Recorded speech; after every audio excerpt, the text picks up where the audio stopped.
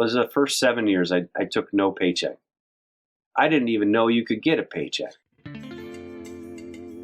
Welcome to 10-Minute Travels. With me, as always, is Shane Patrick. With me, as always, is Phil Freeman. Today, we're going to be talking with Phil about the inception of MotoQuest. Let's get right to it, shall we? You know, on the fourth year, I got an inquiry from a guy from Tennessee. And that was my first American.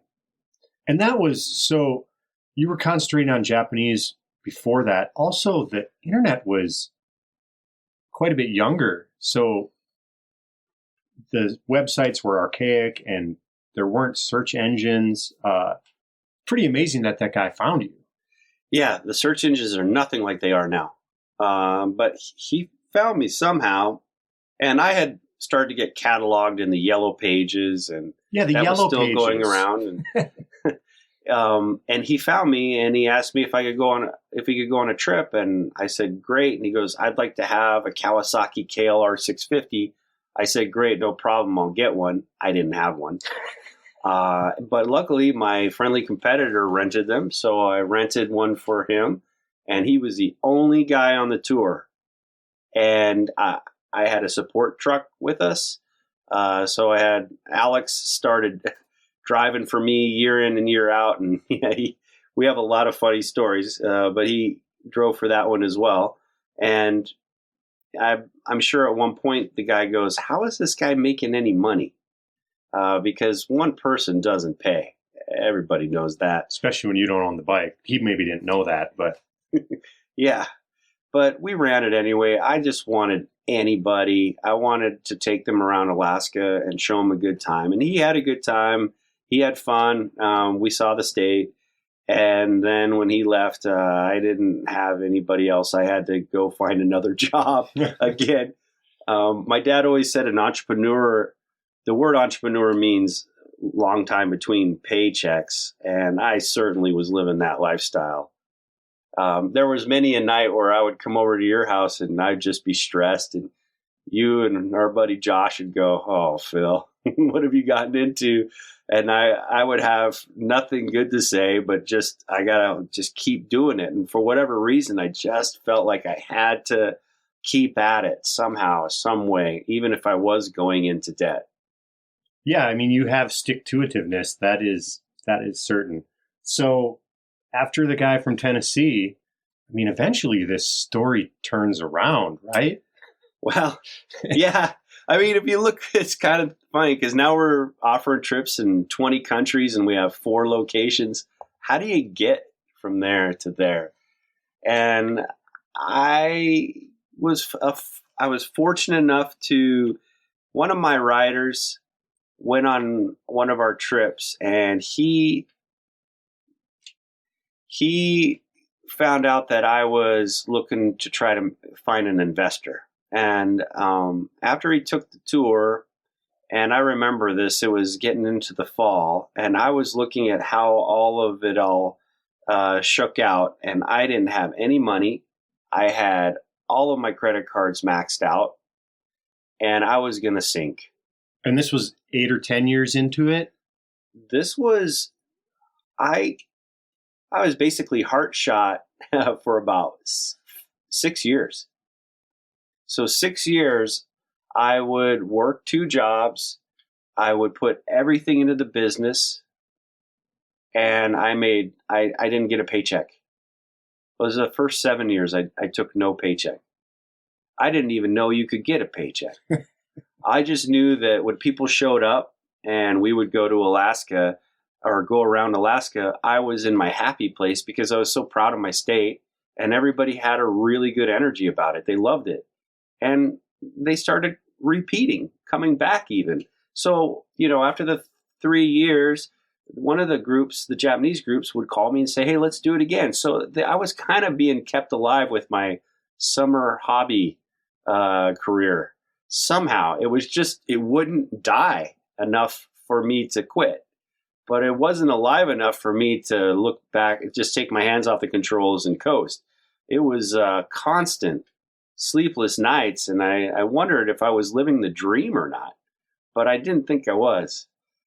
And so this rider calls me after the trip, and I had always made it a priority to have total control of the content on the website, and I was constantly maintaining it, uploading photos and content, new tours. It was all just Alaska rider tours. And I put on Meet the Owner page a small snippet that said, "Looking for investors, please contact me." And we're not really sure how it all worked, but he either saw that or I told him. But he called me and he said, "Well, what are you looking at?" And I gave him a number, which was equal to the amount of debt that I had to get out of, which would have taken, with apron jobs, probably 20 years to get out of, I don't know, 10. And he said, "Well, why don't we take that amount and double it and get a good support vehicle and a fleet of bikes?" And I thought, why not? Why not? Is that even possible? I am in. So we formed a corporation. It was called Alaska Rider Tours and still is. And he descended from the heavens and pulled me into a place where we're actually on step and we could go somewhere. And I couldn't believe it. It was basically unplanned and miraculous and wonderful and daunting because where are we going?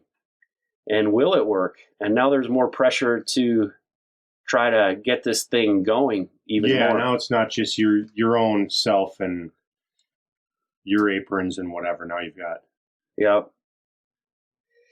So we, just around that time, I was renting the motorcycles right out of my cabin here in Girdwood. I had a tarp and I had some motorcycles, and that was my garage. And I was doing all the maintenance. I was doing all the accounting. I was doing all the booking, and I was doing all of the guiding. And I was busy not making money. Right. And learning a lot of different things and how to do things wrong. I was a black belt at just messing things up and trying to redo it better next time. And I learned a lot. And I'm so grateful that I got all those chances. But then again, it's just a head shaker how hard it is to just learn all sorts of hats and try to keep it all together. And when somebody else sees your dream, that is, it's just a beautiful feeling. So when we got the we were able to get a fleet of those Kawasaki KLR 650s. We bought 10 of them straight up. And I got a hold of a van to pull a trailer. And it was a nice one. It was an Econoline, 15 passenger. And just then a location came available in Anchorage. And it was a brick and mortar. And it was right next to the house of Harley Davidson, right on Spenard. And we are still there today.